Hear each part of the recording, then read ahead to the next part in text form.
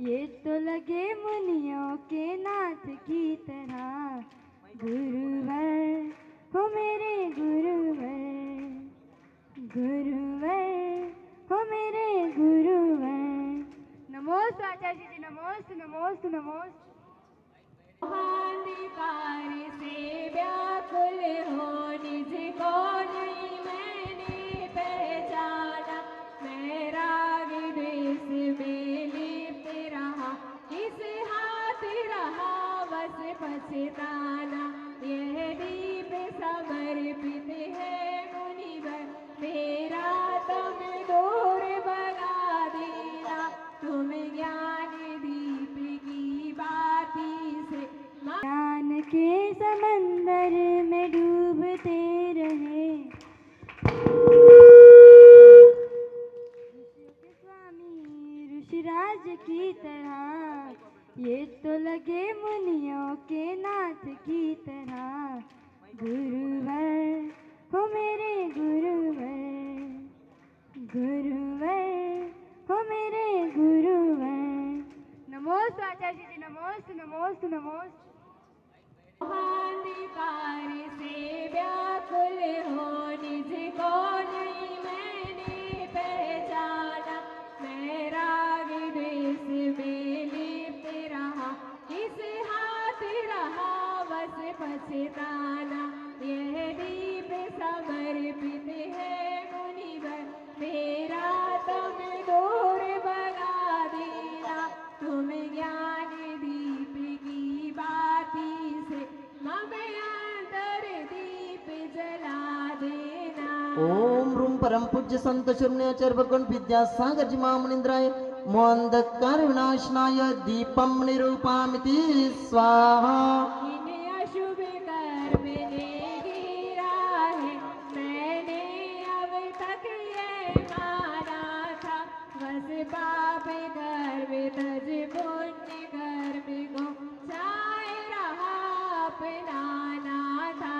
सुबह अशुभ कर्म सभी पुदल है, मैं इन्हें जलाने आया हूँ, इसीलिए चरणों में अब धूप चढ़ाने आया हूँ। ओम रूम परम पूज्य संत शून्याचार्य भगवान विद्यासागर जी महामुनींद्राय अष्टकर्म धनाय धूपम निरूपामिति स्वाहा। भोगों को इतना भोगा कि खुद को ही भोग बना डाला, साध्य और साधक का अंतर मैंने आज मिटा डाला। मैं चिदानंद में लीन रहूं, पूजा का ये फल पाना है, पाना था।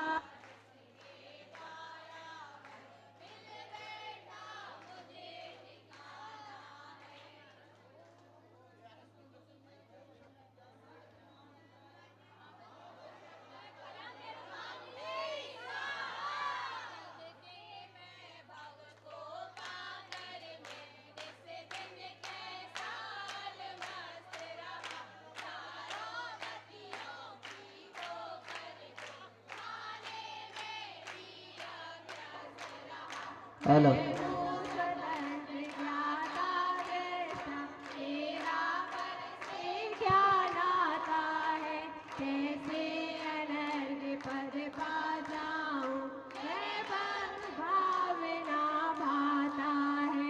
ओम रूम परम पूज्य संत शून्याचार्य भगवान विद्यासागर जी महामुनींद्राय अनर्घ्य पद प्राप्त अर्घ्यम निरूपामिति स्वाहा। भाव को इतना भावों की निर्मल सरिता निर्मल गाहन करने आया हूँ, मेरा सारा दुख दर्द करो यह अर्घ भेटने लाया हूँ। हे तपोमूर्ति हे आराधक हे योगीश्वर हे महासंत हे अरुण कामना देख सके युग युग तक आगामी बसंत। ओम रूम परम पूज्य संत शमन्याचार्य भगवान विद्यासागर जी महामनिंद्राय अनर्घ्य प्राप्त जयमाला पूर्णार्घ्यम निरूपामिति स्वाहा। आज की इस मंगल बेला पर हम सब लोगों को उद्बोधित करें। नमस्तु भगवन नम। ओम नमः सिद्धेभ्यः। ओम नमः सिद्धेभ्यः। ओम नमः सिद्धेभ्यः। अहिंसा परमो धर्म की। आचार्य गुरुवर श्री कुंद कुंद भगवान की। आचार्य गुरुवर श्री ज्ञान सागर मुनि महाराज की। जय बोलो परम पूज्य संत शरण्य आचार्य भगवान विद्यासागर जी महामणि राज्य की। समस्त आचार्य संघ की।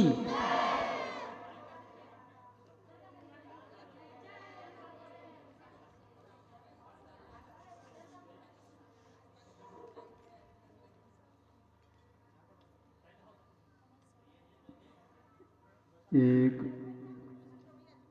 खेती करने वाला कृषक बैलों के माध्यम से वह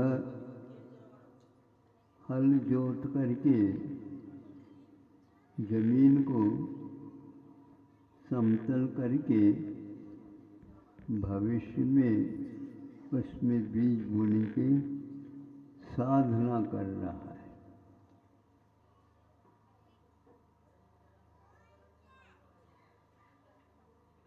उसी बीच में उसको ये वर्षों से कर रहा था, किंतु इस साल उसको कुछ ऐसा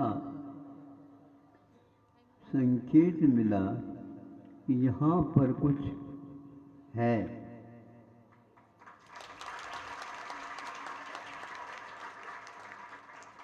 अब यहाँ पर कुछ है, ये करना है। जब स्वयं वह संकेत दे रहा है, घर पर आ जाए अपना दे दे जो कुछ भी संकेत देना हो, क्योंकि यहाँ तक तो आए गया हो। तो ऐसा ही किया और प्रभु के ऊपर भरोसा रख करके आप लोग जैसे जल्दी उतावली करते हैं ऐसा नहीं की। और पत्नी को भी उसने कुछ बताए नहीं। क्या पता? इसलिए संकेत यदि उसके माध्यम से पुनः मिल जाए तो 2-3 दिन के भीतर ही भीतर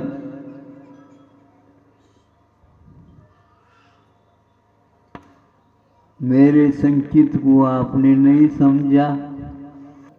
ठीक है, मैं समझ गया और वो चला गया। और जहाँ पर ये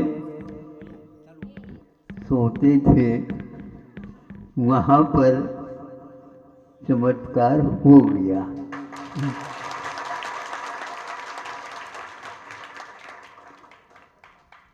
अपार राशि थी, उसके कारण अब उसे प्रभु के ऊपर भरोसा,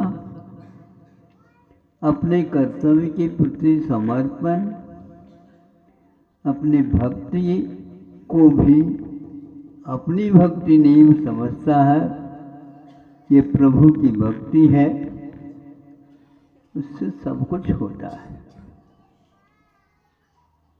ओजस तेजो विद्या वीर विशो वृद्धि विजय समनातान।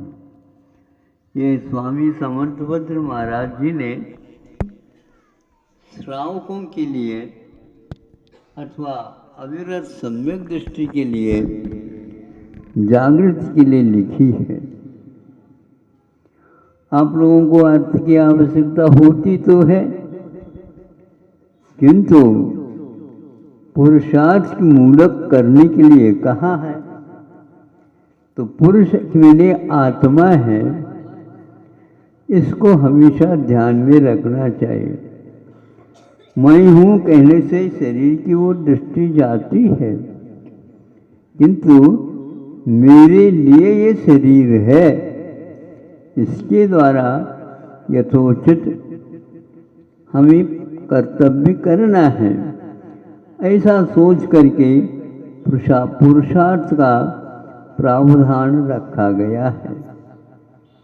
आज हजारों वर्ष हो गए स्वामी समर्थभद्र महाराज जी को, और उन्होंने पहले ही लिख दिया था ऐसे भी श्रावक आगे होंगे, ऐसी भी परिस्थितियां हो सकती हैं, वे इस मार्ग से विचलित ना हो, क्योंकि पहले पूर्व में कुछ किया था, उसके फलस्वरूप अहिंसा धर्म का लाभ आज मिला है।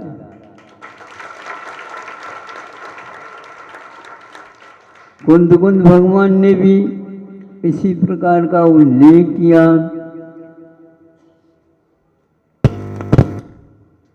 धम्मो दया विशुद्धो, अहिंसा धर्म की चर्चा करते हुए अष्टपावड़ में कुंद भगवान ने कहा श्रावकों के लिए भी यह योग्य है, सुनने योग्य, और इसके ऊपर श्रद्धान करने योग्य है। तो वह लिखा उन्होंने, धर्म वही है और विशुद्ध धर्म है, किंतु ध्यान रखें विशुद्ध धर्म का अर्थ यह है कि दया के द्वारा जिसका हृदय विशुद्ध हो गया हो, वही दया धर्म है। कई लोगों की धारणा अवधारणा है, कुंद ने तो ये लिखा ही नहीं होगा। हाँ, आप लोग चश्मा लगाए तो चश्मा उतार दो, यदि नहीं लगाए तो आवश्यक होता तो लगा करके पढ़ लो क्या लिखा उसमें। दया के बिना धर्म की विशुद्धि 3 काल में नहीं हो सकती है, ये भारतीय संस्कृति है। आज वह भी हजारों वर्ष पूर्व में लिखा है, यह और कोई काम न करे, किंतु अहिंसा देवता को सुरक्षित रखे। वो कौन सी देवता है?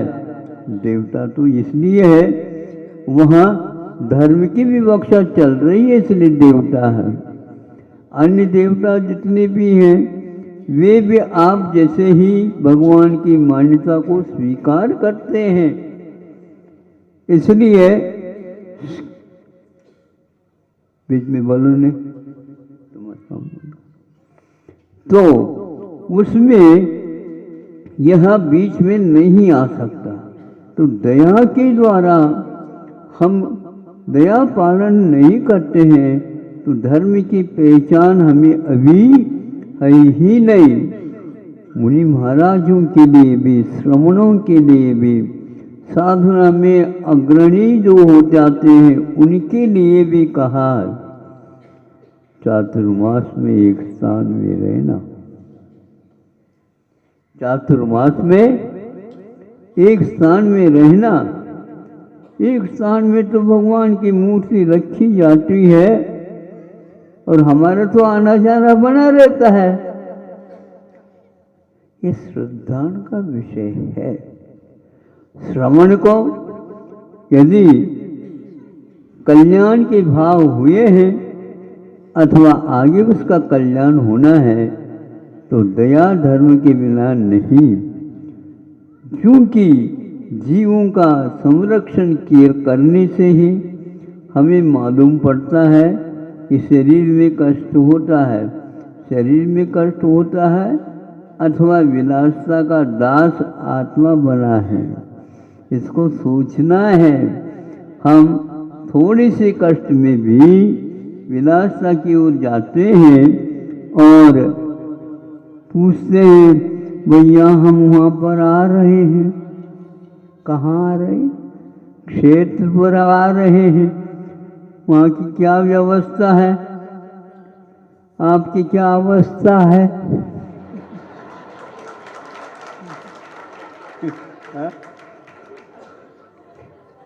आप अपनी अवस्था बता दो, हम अपनी व्यवस्था बता देते, उसके अनुरूप हम कर लेते हैं। आप लोग समझ रहे होंगे। हाँ, आओ, बहुत अच्छा। तो 4 महीने देखा हमारे यहाँ सब कुछ व्यवस्था है, लेकिन भीड़ की कोई व्यवस्था नहीं है। हम क्या करें? भीड़ करते हैं, हम और कुछ नहीं चाहते। तो यहाँ इन लोगों को प्रोत्साहन मिला, अन्यत्र आपको इस प्रकार की व्यवस्था नहीं मिलेगी जो यहाँ पर मिलेगी। और ये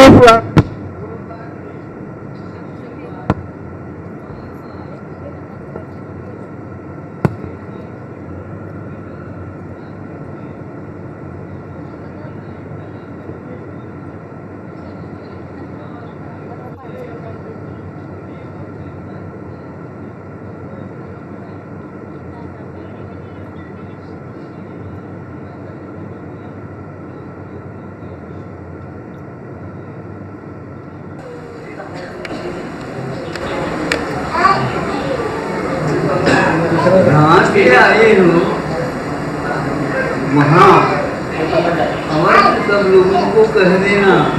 हाँ, बिल्कुल हम कह देंगे कि यहाँ पर जो दर्शन की व्यवस्था हुई है,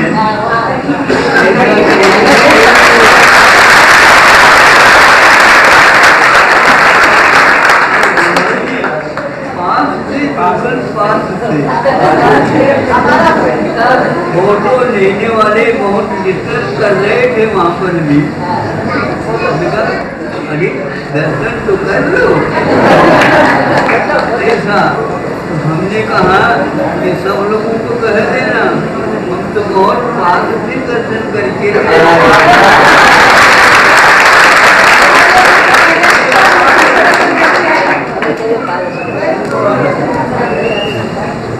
यहाँ पर पास ही नहीं, बाईपास वालों के लिए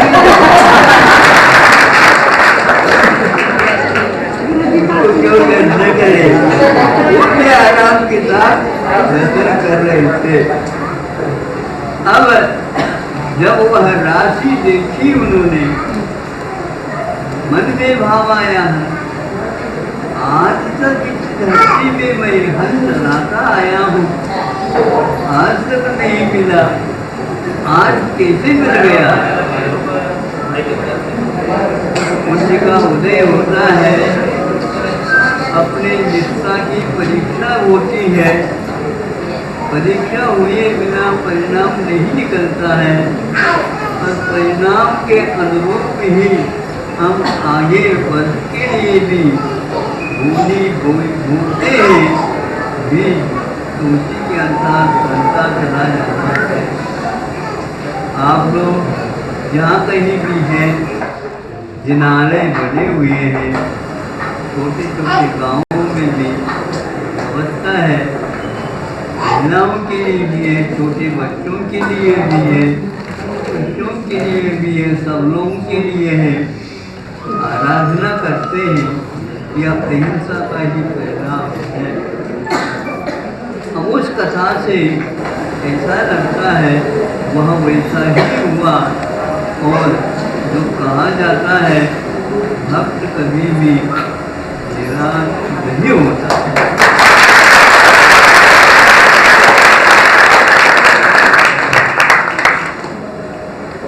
आशा रखने की अपेक्षा से विश्वास रखना है। विश्वास में दर्शन झलकता है, आशा में आकुलता झलकती है। इसलिए अपने को आशा नहीं हो करके विश्वास रखना चाहिए। सत्य, देव, गुण और इन तीनों की उपासना, श्रद्धा, इनकी विशिष्टता और इनके प्रति समर्पण भाव विश्वास रखना चाहिए। इस समर्पण में ही अपना विश्वास रखता हुआ चला जाता है और अगला परिणाम जो फसल आती है वह इससे भी और अच्छी आएगी। जितना आप परिश्रम करेंगे वह उसी के अनुरूप थोड़ा नहीं गुणित क्रम से फल मिलता है। ये गुणित क्रम से जो फल मिलता है यह निष्ठा का फल है, यह प्रतिष्ठा का नहीं, किंतु यह निष्ठा का फल है। हमें इसके ऊपर विश्वास करके अपने आराध्य तीनों दत्तों का आराधन करना चाहिए। हमारे लिए यह दत्त विचरण करते हैं, ऐसे श्रमों के भी समागम हो जाते हैं और आज साक्षात भगवान नहीं होते हुए भी ग्रंथ के आधार पर दयामय धर्म और दिव्यों की भी स्थापना की जाती है, ताकि यह प्रवाह धर्म के लिए निमित्त इसके आशा से हमारा जीवन आगे अवश्य ही और दृढ़ बनेगा। विश्वास रखिएगा, दृढ़ तो बनेगा ही, किंतु यह भी है धीरे धीरे पगलंडी के साथ गढ़वाल जिसको बोलते वह फिर बाद में विशेष रास्ता पथ भी मिलता है। साक्षात यहाँ पर प्रभु समूह शरण में बैठे हैं, किंतु हम कल्पना के माध्यम से, धारणा के माध्यम से, भावना करके वेदियों में उन वृत्त को स्थापित करते हैं। फिर इसके वृत्त को अपने आप के प्रतिबिंब को उसमें देखते हैं तो वह क्या कहलाते हैं? भगवान कहलाते हैं। क्योंकि पत्थर पाषाण के होते हुए भी आस्था के परिणाम स्वरूप उसमें सम्यक दर्शन प्राप्त करने के और यदि है तो आगे और विकास करने का साहस आ जाता है। आप लोगों को यह अवश्य ही विश्वास के साथ आगे का बीज बोना कर रहे हैं, वह फलदायी होगा। इन्हीं भावनाओं के साथ अहिंसा